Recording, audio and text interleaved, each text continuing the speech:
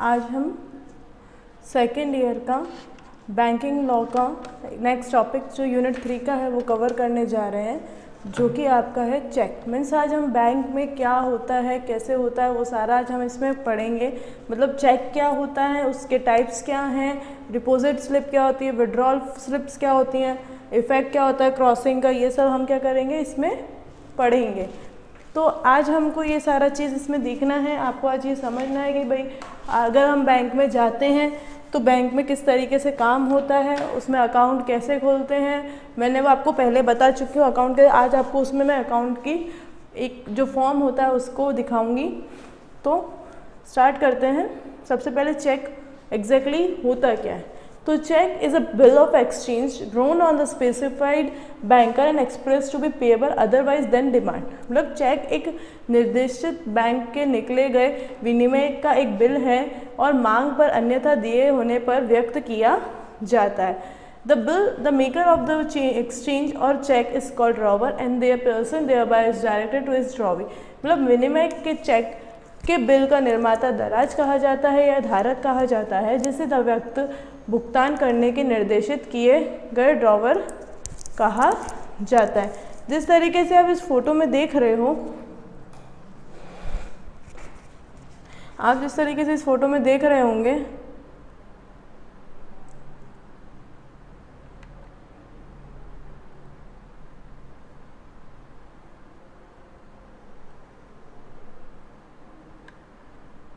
जैसे इस फोटो में आप अगर आप देख रहे हैं तो एग्जैक्टली इस फोटो में आपको क्या दिख रहा है, ये आपका चेक का है, जिसमें जैसे पेज जहाँ पे लिखा है वहाँ पे चैरिटी अलायंस न्यूयॉर्क डेट आता है, अमाउंट आता है और फिर आपके 1000 रुपये हिंदी में होता है, इंग्लिश मतलब लिखना पड़ता है रिटर्न में। फिर यहाँ पे अकाउंट नंबर आता है, बैंक का नाम एड्रेस होता है, लेजर फॉली और ये सब होते हैं। ये चेक नंबर होता है, सेम ये माइक्रो नंबर और ये सारी चीज़ें इसमें मेंशन होती है। और यहाँ पे आपके चेक वाले जो देते हैं उनका सिग्नेचर होता है। ये आपका क्या है, चेक एग्जैक्टली है कि एग्जैक्टली चेक होता क्या है। हमारा जो टॉपिक क्या है वो चेक है। चेक होता क्या, एक ऐसी चीज़ होती है जो कि एक पर्सन दूसरे पर्सन को क्या करता है, एक पेपर देता है या फिर एक चेक होता है, जैसे आपको मैंने उस फोटो में दिखाया था उस तरह का चेक होता है जो कि एक पर्सन क्या करता है दूसरे पर्सन को देता है उसके नाम पे, या फिर सेल्फ का चेक होता है जो वो खुद निकालता है, या उस पर्सन के नाम पे होता है, वो डिपेंड करता है उस चेक का। तो वो चीज़ होती है एक बिल ऑफ एक्सचेंज की तरह होता है, जहाँ पे क्या कहते हैं विनिमय होता है, बिल ऑफ एक्सचेंज की तरह होता है, जिसमें आप क्या करते हो उस चीज़ का एक्सचेंज करते हो। आप क्या करते हो, विनिमय करते हो एक पर्सन से दूसरे पर्सन को कि भाई ये चेक है, आप मेरे अकाउंट से इस पेमेंट को निकाल लें। ठीक है, जो निकालता है वो ड्रॉवर होता है, जिसके लिए होता है वो ड्रॉवी होता है, और जो होता है वो पेई होता है। मतलब धारक होता है, एक जमा करता मतलब एक लेने वाला होता है और एक पेई होता है। वो अपन नेक्स्ट में देखते हैं। जैसे देख रहे हैं लेखक, drawer, a person who make cheques is called drawer. जो व्यक्ति चेक बनाता है उसे लेखक कहा जाता है। ड्रॉवी मतलब देनदार, जिस व्यक्ति को भुगतान करने के लिए निर्देशित किया जाता है वह देनदार कहलाते हैं। The person who is directed to pay is called drawee. और पे क्या होता है, the person who payment is to made, मतलब व्यक्ति जिसे भुगतान किया जाना है, मतलब प्रापक। ड्रॉवी धारक या फिर लेखक बोलते हैं इसे। ये होता है देनदार, और ये कौन होता है, पेई, प्रापक। ठीक है, ये तीन होते हैं। ड्रॉवर कौन होता है, जिसका चेक होता है। मतलब मान लीजिए कि आज मैं किसी को चेक दे रही हूँ तो मैं कौन हो गई, ड्रॉवर हो गई।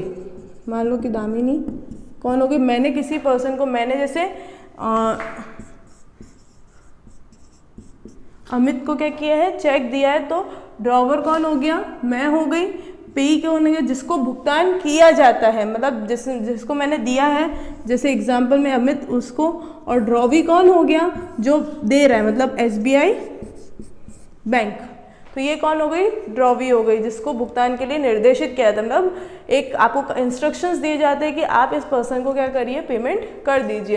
तो ये क्या हो गई, आपकी पार्टीज हो गई कि चेक में कितनी तरह की पार्टीज होती है, 3 होती है, ड्रॉवर, ड्रॉवी और पे। आपको मैं एक ओरिजिनल दिखाती हूँ फॉर्मेट किस तरीके होता है। जिस तरीके से आप इसमें देख रहे हो, इसमें जो अपने यहाँ पे बैंक का नाम, इधर IFSC कोड होता है, यहाँ पे आप उस पर्सन का नाम लिखते हैं, यहाँ डेट के कॉलम होते हैं, यहाँ पे ऊपर लिखा हो valid for 3 months from the date of issue. मतलब आज की डेट का अगर मैं चेक काट रही हूँ तो क्या होगा, आज से 3 महीने तक ये चेक वैलिड रहेगा, 3 महीने के बाद अगर पेमेंट निकालते तो वैलिड नहीं रहेगा। फिर पे किसको करना है, फिर वर्ड्स में आता है, फिर नंबर्स में आता है, फिर आपका यहाँ अकाउंट नंबर होता है, ये बार कोड होता है जो बैंक वालों के काम आता है, फिर यहाँ चेक नंबर होता है, ये माइक्रो नंबर, ये आपका दूसरा कोड होता है, ये बैंक के काम के होते हैं, प्लस ये आपका क्या होता है जहाँ पे ऑथराइज सिग्नेटरी होते हैं, जो आपको जिसको सिग्नेटरी करने। तो ये आपका क्या है, एक चेक है, प्लस इस तरह की चेकबुक आपके पास होगी सही। तो ये चीज़ें क्या हो गई आपके चेक कि एग्जैक्टली चेक होता क्या है, उसमें कितने पर्सन्स होते हैं जिसमें चेक हम करते हैं। अब हमको जो नेक्स्ट देखना है कि चेक कितने टाइप के होते हैं। तो चेक एग्जैक्टली 6 टाइप्स के होते हैं। एक होता है बियरर मतलब धारक चेक, एक होता है ओपन मतलब अरेखित चेक, दूसरा क्रॉस चेक मतलब रेखित चेक, एंटीडेटेड मतलब पीछे की तारीख वाला, पोस्ट डेटेड मतलब आगे की तारीख वाला चेक, और स्टेल चेक मतलब काला बाधित चेक। हमने चेक पढ़ लिया, चेक होता है क्या है। अब चेक के टाइप को पढ़ना है।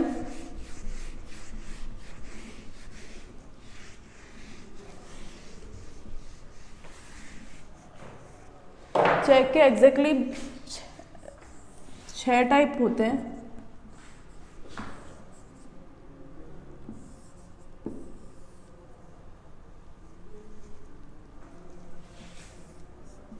ठीक है, एक कौन सा होता है, बियरर मतलब आपका धारक। ठीक है, एक होता है ओपन,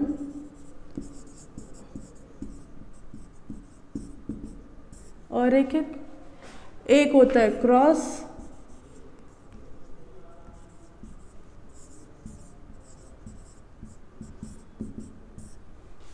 एक होता है एंटी डेटेड चेक मतलब पीछे के तारीख।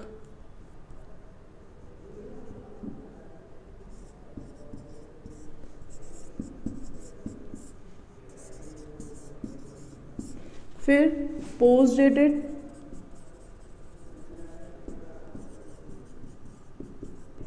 आगे के तारीख वाला चेक, और एक होता है स्टेल।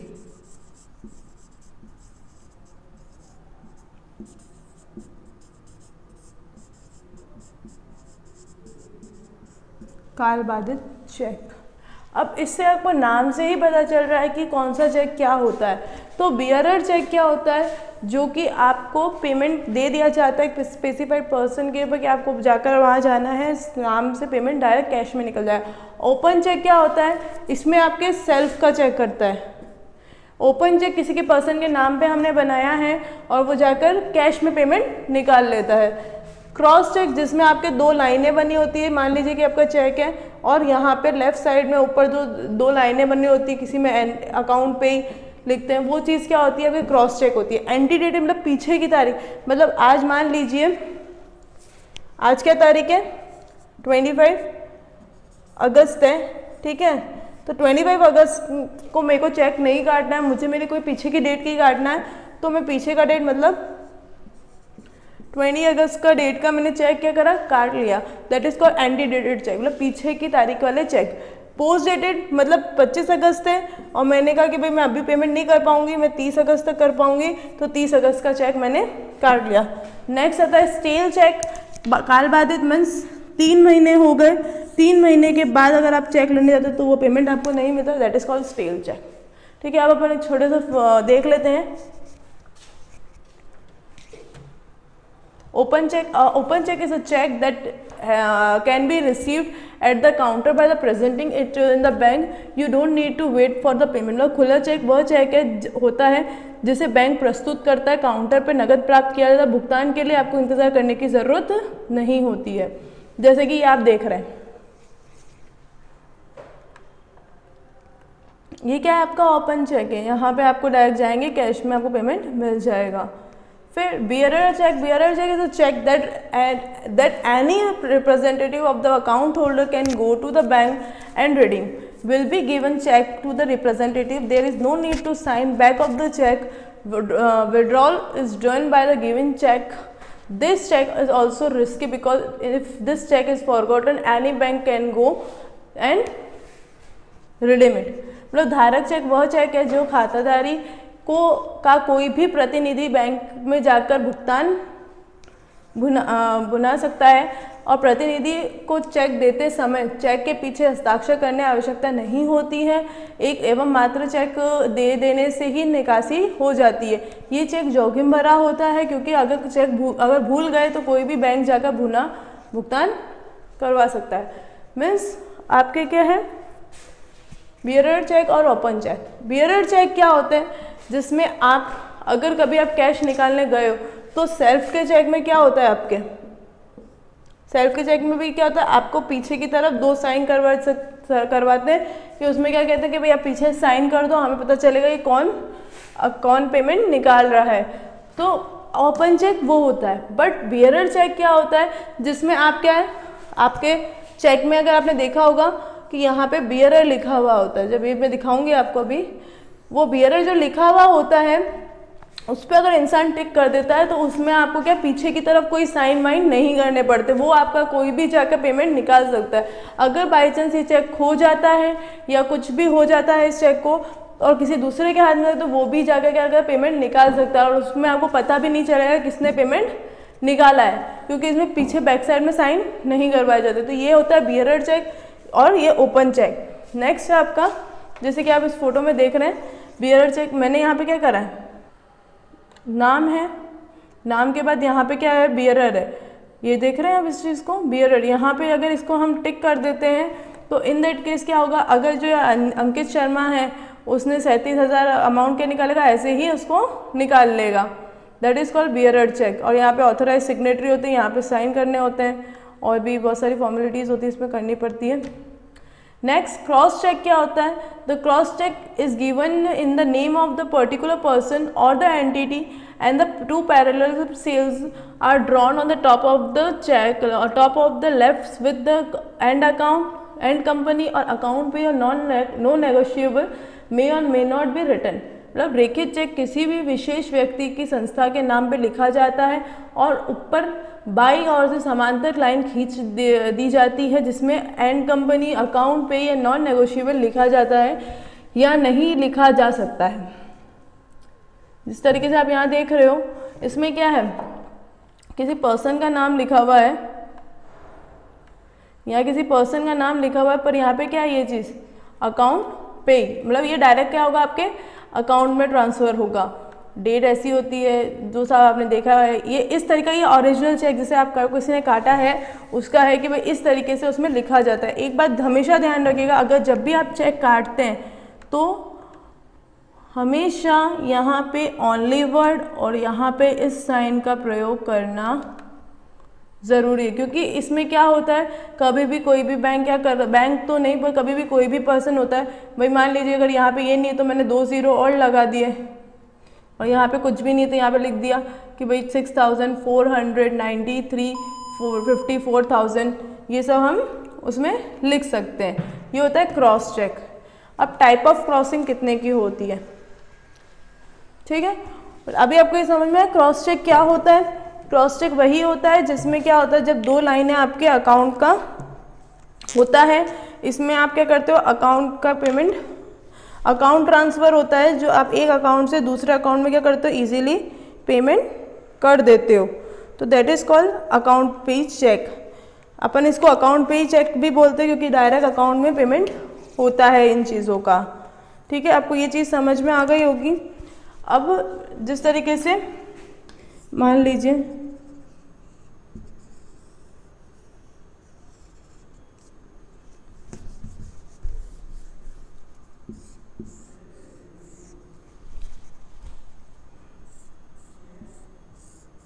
ठीक है।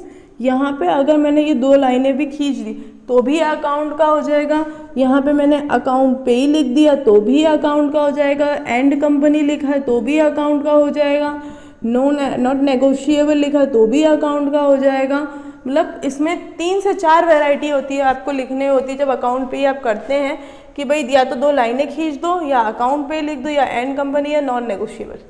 ठीक है, तो ये क्या हो गया, क्रॉस चेक हो गया। अब क्रॉस चेक के 2 टाइप होते हैं।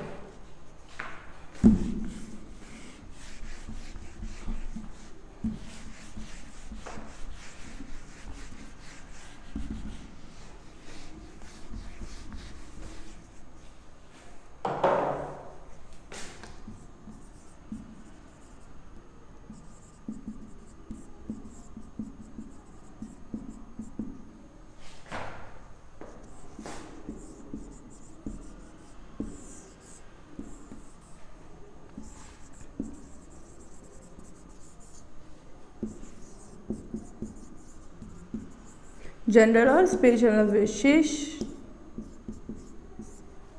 और सामान्य। 2 तरह के चेक इसमें आपके होते हैं। जनरल चेक जिसमें आप क्या करते हो, डायरेक्ट या तो इस तरह की 2 लाइनें होंगी या 2 लाइनें कर कर अकाउंट पे ही होगा या फिर 2 लाइनें कर कर एंड कंपनी लिखा जाएगा या फिर यहाँ पे नॉट नेगोशिएबल लिखा जाएगा। तो ये चीज़ क्या हो जाती है, आपके जनरल चेक हो जाती है। बट स्पेशल चेक में क्या होता है कि यहाँ पे आपका स्पेसिफाइड, जैसे SBI बैंक अकाउंट पे SBI बैंक, तो इस स्पेसिफाइड बैंक के ऊपर नाम होता है, इसमें बैंक होगा कि इसी बैंक में हमको पेमेंट ट्रांसफ़र करना है। अगर नहीं करते हो आप दूसरे बैंक में जाओगे तो वो चेक वैलिड वहाँ नहीं रहेगा। तो ये हो गया स्पेशल चेक। एक बार अपन इसको देख लेते हैं। General check, when the word not negotiable are written on the check, it does not mean that the check is not transferred, cannot be transferred. This only mean that the transferring agent to the transfer the same type of authority himself. मतलब check पे जब non negotiable शब्द लिखा जाता है इसका मतलब ये नहीं है कि चेक हस्तांतरित नहीं किया जाता। इसका आशय यही है कि केवल जब हस्तांतरण करता केवल उस प्रकार के अधिकार का हस्तांतरण कर सकता है जिससे कि जैसा कि उसे स्वयं प्राप्त होगा। जैसे कि आप इस फोटो में देख रहे हो, जैसे मैंने आपको बताया भी था ब्लैक बोर्ड पे, ये वाला कि भाई 2 लाइनें खींच दी, एंड कंपनी लिख दिया, नॉट नेगोशिएबल लिख दिया और यहाँ पे अकाउंट पे लिखा है। ये 4 तरह की होती है। स्पेशल चेक की अगर हम बात करते हैं तो when 2 line drawn in left corner of the cheque, the bank is of the name of the bank is also written of the those line, then the special outline the payment is check is paid only the bank whose name written on this line। मतलब check के बाएं कोने पे 2 रेखाएं खींचकर रेखा के बीच में एक बैंक का नाम अगर आप लिख देते हैं तो वो विशेष रेखांकित किया जाता है, जिससे ऐसे चेक भुगतान केवल बैंक को ही दिया जाता है जिसका नाम रेखाओं के बीच में होता है। ठीक है, ये चीज़ आप समझ गए होंगे कि स्पेशल चेक में और इसमें क्या डिफरेंस है। इसमें और इसमें सिर्फ एक ही डिफरेंस है, इसमें आपको क्या है, सिर्फ आप नॉर्मली अकाउंट पे ही, तो ये अकाउंट कहीं भी आप कोई से भी बैंक में जाके चाहे, मान लीजिए कि SBI वाला है तो उसने कहा HDFC में भी चला जाएगा, वो PNB में भी चला जाएगा, BOB में भी चला जाएगा, तो ये किसी भी बैंक में जाकर पेमेंट डलवा अपने अकाउंट में डलवा सकता है। पर इसमें एक चीज़ ज़रूरी होती है कि इसमें अकाउंट टू अकाउंट, मतलब खाते से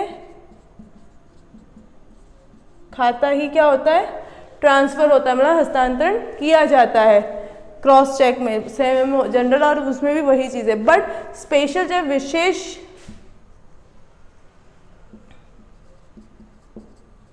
विशेष चेक क्या होते हैं, जब आप क्या करते हैं 2 लाइनें खींचकर सिर्फ बैंक का नाम लिख देंगे या 2 लाइनें खींचकर अकाउंट पे SBI, 2 लाइनें खींचकर एंड कंपनी SBI, 2 लाइनें खींचकर अकाउंट नॉन नेगोशिएबल SBI। तो इसमें क्या आपने स्पेसिफाइड बैंक का नाम मेंशन किया है, तो जो पर्सन है उसका अकाउंट अगर SBI में है तो ही वो पेमेंट निकाल पाएगा, अदरवाइज वो दूसरे बैंक का पेमेंट, दूसरे बैंक में अगर वो लगाता है वो चेक तो वो पेमेंट निकाल नहीं पाएगा। तो ये हो गया क्रॉसिंग ऑफ चेक। अगर अब नेक्स्ट हम देखते हैं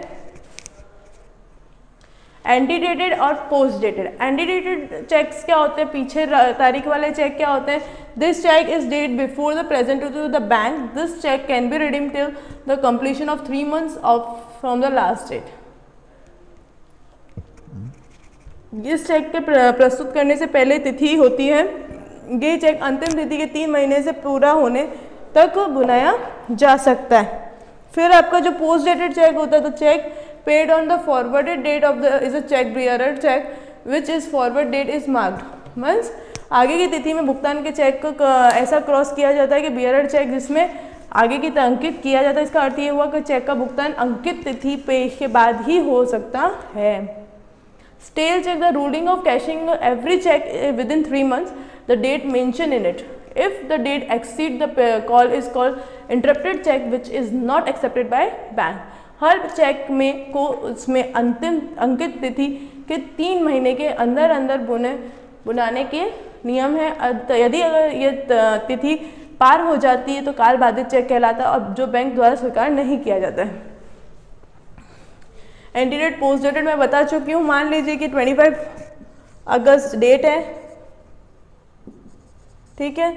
अगर वो 30 तारीख का चेक बनाता है तो वो कौन सा हो जाएगा, पोस्ट डेटेड।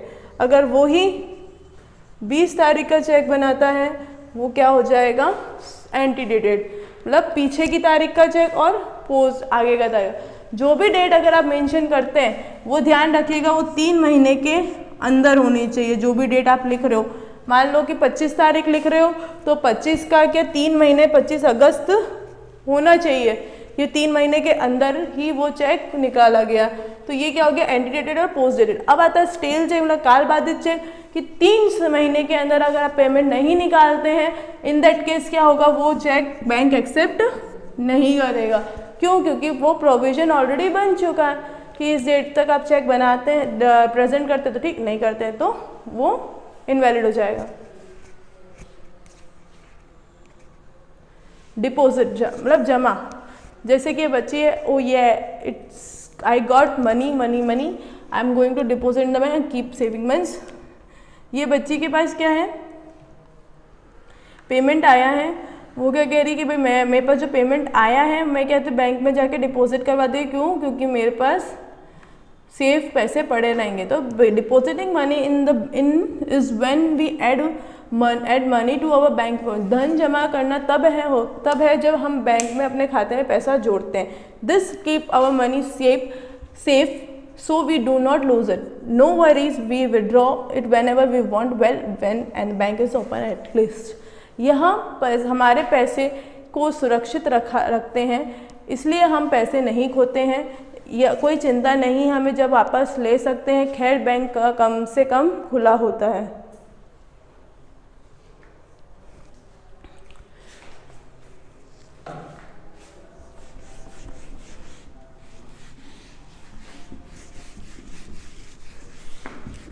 आई होप आपको इस चेक के बारे में समझ में आ गया होगा। ये इसलिए इतना मैं स्लोली बताया है इन चीज़ों को, क्योंकि ये आपके अभी रिसेंट लाइफ में बहुत ही यूज़ आ रहे हैं। इस चेक का यूज़ होता है, आपके डिपॉजिट स्लिप का यूज़ होता है, आपके विड्रॉल फॉर्म का नहीं होता, क्योंकि हमारे पास आजकल एटीएम हो गए हैं, पर उसमें भी कुछ लोग हैं, जैसे किसी के पेरेंट्स होते हैं, उनको एटीएम यूज़ करना नहीं आता है, तो वो क्या करते हैं, विड्रॉल स्लिप का यूज़ लेते हैं। तो अभी हमको जो देखना है वो है डिपॉजिट, मतलब जमा। डिपॉजिट क्या होता है, तो जहाँ पे हम क्या करते हैं, हम बैंक को क्या कर रहे हैं, पेमेंट डिपॉजिट कर। मान लीजिए कि मेरे पास कहीं से 50,000 रुपये आते हैं, अगर वो मैं घर में रख दूँ तो कहीं ना कहीं खर्चा होने के चांसेस होते हैं, या फिर चोरी होने के भी चांसेस हो जाते हैं। इन दैट केस मैंने क्या किया, बैंक में गई और बैंक में ये पेमेंट क्या किया, डिपॉजिट कर दिया। इसमें क्या होगा, सेफ रहेगा, जब मुझे पैसे चाहिए होंगे तब मैं विड्रॉ भी कर सकती हूँ। ये काम क्या है, डिपॉजिट का होता है। ठीक है, अब देखते हैं डिपॉजिट स्लिप के बारे में। तो ये इस तरीके की डिपॉजिट स्लिप होती है, मैं आपको ओरिजिनल में भी दिखा देती हूँ। जिस तरीके से ये देखिए, ये आपकी क्या है, डिपॉजिट स्लिप है, जिसमें आपके ये 2 हिस्से होते हैं। ये हिस्सा जो आपके पास रहता है और ये बैंक को आप जमा कराते हो। इसमें क्या होगा, ऊपर डेट का होगा, यहाँ पे आपके अकाउंट नंबर होंगे, प्लस यहाँ पे आपका उसका नाम होगा, फिर चेक की डिटेल। अगर चेक जमा करवाए तो यहाँ चेक की डिटेल, जो चेक नंबर होता है, बैंक और कौन सी डेट का है वो चीज़ लिखे। अगर कैश का है तो इसमें इस वाले हिस्से में क्या लिखेंगे कि मान लीजिए कि 2000 के कितने नोट हैं, 500 के कितने नोट हैं, 100 के कितने नोट हैं, 50 के कितने नोट हैं, और 5 का, 2 का, 1 का, 10 रुपये का भी होता है। तो ये क्या होता है आपके, सॉरी इसमें 200 भी है, सॉरी क्या नहीं था, ये इन चीज़ों के यहाँ पे इन चीज़ को मेंशन करना पड़ता है, या फिर यहाँ पे आपके टोटल आती है इंटू करके जितना भी अमाउंट होता है। अगर पैसे में आ रहा है तो यहाँ पैसे शो करेंगे, फिर टोटल यहाँ पे आपका रहेगा। फिर इस हिस्से को अपन अब देखते हैं, तो इसमें भी सेम प्रोसेस है कि यहाँ पे आप डेट लिखोगे, यहाँ अकाउंट नंबर लिखोगे, यहाँ पे जिस पर्सन के अकाउंट में मुझे पेमेंट डालना है वो लिखोगे, ठीक है। फिर अगर चेक है तो कौन सी बैंक से निकालना है, उसका ब्रांच क्या, चेक नंबर क्या, वो यहाँ लिखते हैं। फिर उसका अमाउंट हम यहाँ पे क्या करते हैं, वर्ड्स में लिखते हैं। सेम यहाँ पर भी कि 2000 के कितने हैं, 500 का कितना है, 200 का, 100 का, 50 का, 10, 20 का, 10 का, 5 का, 2 का, 1 का कितने हैं, उस नंबर को यहाँ पे इंटू करके यहाँ पे लिखेंगे, फिर उसकी टोटल कर हमारा यहाँ पे साइन कर देंगे।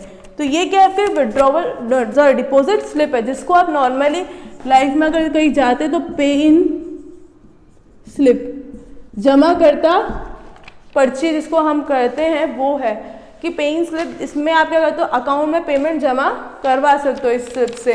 सेम इसी का अपोजिट विड्रॉल स्लिप होता है,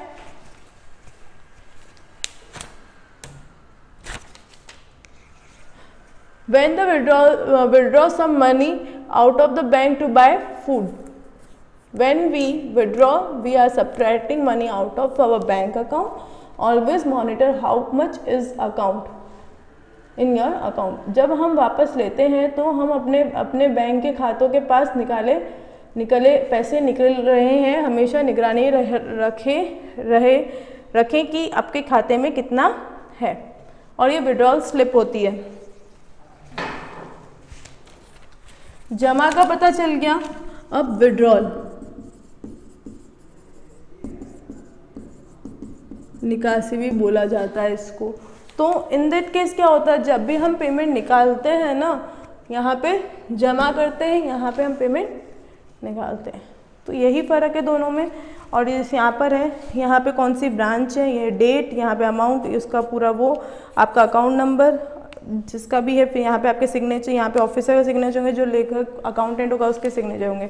ये सब वो इस विड्रॉल फॉर्म को देने के बाद आपको पासबुक के साथ इसको अटैच किया जाता है और वो उसको दे दिया जाता है। उसके बाद जो बैंक क्या करता है, यहाँ पे पीछे के हिस्से में वो पूरी डिटेल लिखता है कि भाई इतने के इतने नोट दिए, मतलब 2000 के मैंने इतने दिए, 500 के इतने दिए, 200 के इतने दिए, ये सब इस फॉर्म के पीछे लिखकर अपने पास रख लेता है। तो ये हो गया विड्रॉल स्लिप, मीन्स निकासी पर्ची। अब क्रॉसिंग के इफेक्ट्स क्या है, तो outline cheque can be never paid in the cash at the bank counter, even the payee of the bank is payer banker. मतलब रेखांकित चेक भुगतान कभी भी किसी बैंक काउंटर पे नगद नहीं कर सकते, भूलकर भी अदाता भुगतान करता बैंकर का ग्राहक क्यों ना हो। ऐसे चेक भुगतान अदाता खाते में बैंकर को क्रेडिट करके दिया जा सकता है, नकदी भुगतान दे सकता है। फिर in the case of simple outline cheque, payment is received through the any banker is presenting check. In case of special underline check, payment bank mention underline. मतलब पहला आ गया है साधारण रेखांकित चेक है तो भुगतान बैंकर के माध्यम से प्राप्त किया जाता है, अर्थात भुगतानकर्ता बैंक के उक्त चेक को प्रस्तुत करने के लिए किया जाता है। और लास्ट में विशेष रेखांकित चेक दशा में भुगतानकर्ता उसी बैंक को भुगतान किया जाता है। अब in case of limited drawing, the collector is receive payment only the person named as payee in the bank check। समान सीमित रेखांकन दिशा में संग्रहित बैंक चेक में अदाता के रूप में अंकित व्यक्ति के लिए ही भुगतान प्राप्त किया जाता है। The note negotiable illustration यह has no significance paying banker, अप्रकरणीय रेखांकन का भुगतानकर्ता बैंकर को कोई महत्व नहीं होता है। In case of double drawing the cheque underline cheque is the paying banker should be payment only the way as the agent of collection in this, मतलब भुगतानकर्ता अगर डबल चेक है तो वो इसमें इस तरह, मतलब जब हम चेक क्रॉसिंग करते हैं मीन्स आप ये दो लाइनें खींचते हो, इसमें सबसे पहला कि आपको लेफ्ट साइड के उस कॉर्नर में ऐसी लाइनें खींचनी पड़ती है। ये सिर्फ अकाउंट टू अकाउंट पेमेंट होता है, जनरल है तो हम कोई भी बैंक में ट्रांसफ़र करते हैं, पर अगर मैंने स्पेसिफाइड बैंक मेंशन कर रखी तो उसी बैंक में जाकर आप करते हो। फिर अगर नॉर्मली अगर आपके पास बैंक है तो जिसके पर्सन के नाम पर है उसी बैंक का आपको करना पड़ता है। एक बात ध्यान रखना, जिसी पर्सन को आप दे रहे हैं तो आप उसको जो चेक देंगे जब वो आपको पेमेंट अपने अकाउंट में डालेगा, या तो वो इस चेक के पीछे साइड डिटेल्स मेंशन करेगा, या अपन ने जो भी डिपॉजिट स्लिप देखी थी उसमें उस चीज़ को मेंशन करके अकाउंट नंबर लिखकर तभी उस पेमेंट में ट्रांसफर होता है। ये बात ध्यान रखिएगा, हमेशा बैंकर क्या बैंकर जो होते हैं वो क्या करते हैं, इसका नाम, इसके नाम जिसको दे रहे हैं उसके नाम से चेक करके उस अकाउंट को चेक करके तभी पेमेंट ट्रांसफ़र करते हैं। तो ये कुछ प्रोसेस है कि भाई क्रॉसिंग जब हम करते हैं उसके इफेक्ट्स क्या क्या होते हैं, सेफ होता है, क्यों होता है, तो क्योंकि हम direct account to account payment, मान लीजिए कि एक भी अकाउंट का नंबर गलत होता है, नाम मैच कर रहा है तो अब बैंक उसको पेमेंट ट्रांसफ़र कर देता है, बट बैंक उसको 4 बार चेक करने के बाद ही क्या करता है, पेमेंट ट्रांसफ़र करता है। अगर पेमेंट ट्रांसफ़र नहीं भी हो रहा है तो बैंक उसको क्या करेगा, आपको फ़ोन करके कह देगा भाई आपने जो अकाउंट नंबर लिखा है वो गलत है, वो मैच नहीं हो रहा है, तो आप वापस आके उसको सही करिए, या जो आपको करना है वो आप कर सकते हैं। एक चीज़ और आपको मैं बतानी है, आज की डेट में हालांकि सारे अकाउंट ओपन बाय मोबाइल हो जाते हैं, बट ये आपका अकाउंट ओपनिंग फॉर्म है जो मैंने आपको सेकेंड यूनिट में पढ़ाया था कि एक अकाउंट ओपन कैसे किया जाता है। तो वो अकाउंट ओपनिंग फॉर्म है जिसमें आपको ये पूरा कितने पेज का होता है, 1 2 3 से 4 5 पेज का होता है, जिसमें आपके सारे डिक्लेरेशन अंडरटेकिंग जो लेना है और ये सारी चीज़ें क्या होती है, बैंक के रूल्स क्या हैं, ये सारी चीज़ें क्या होती है इसमें अंदर मेंशन की जाती है। मतलब एक एक पॉइंट को आपको भरना पड़ता है। कस्टमर का टाइप कौन सा, पब्लिक है, स्टाफ है, सीनियर सिटीजन है, अदर है, रेसिडेंशियल स्टेटस क्या, इंडिविजुअल है या फिर नहीं है, फिर नेम क्या है जो फैमिली का है वो, फिर डेट ऑफ बर्थ मेल है फीमेल है, मैरिटल स्टेटस क्या है उसका, आधार कार्ड नंबर, फादर का नाम, मम्मी का नाम, वाइफ है तो हस्बैंड है तो उसका नाम, ये सब इसके अंदर क्या करना पड़ता है, मेंशन करके आपको आपके जो प्रूफ मांगे हैं, जैसे इसमें आइडेंटिफिकेशन प्रूफ में passport, voter ID card, driving licence, NREGA job card होता है, letter issued by the national population containing name and address, फिर कोई भी अदर जिसमें आप करते हो, आधार कार्ड, ये सब क्या होता है, ये इसके प्रूफ है कि आप उसको देते हो। तो ये अकाउंट ओपनिंग फॉर्म है जो आपको एक बैंक वाला भरवाता है, या तो ये या ये नहीं तो क्या होता है, तो आपको डायरेक्ट ऑनलाइन ऐप्स जो होते हैं उसके थ्रू आपको क्या करते हैं, पेमेंट आप कर सकते हो। तो यही आज का हमारा टॉपिक था। Thank you. मैंने यहाँ से टॉपिक्स लिए हैं, आपको ज़्यादा जानकारी चाहिए तो इस नंबर पे और इस मेल आईडी पे मेल आप मुझे कर सकते हैं। Thank you.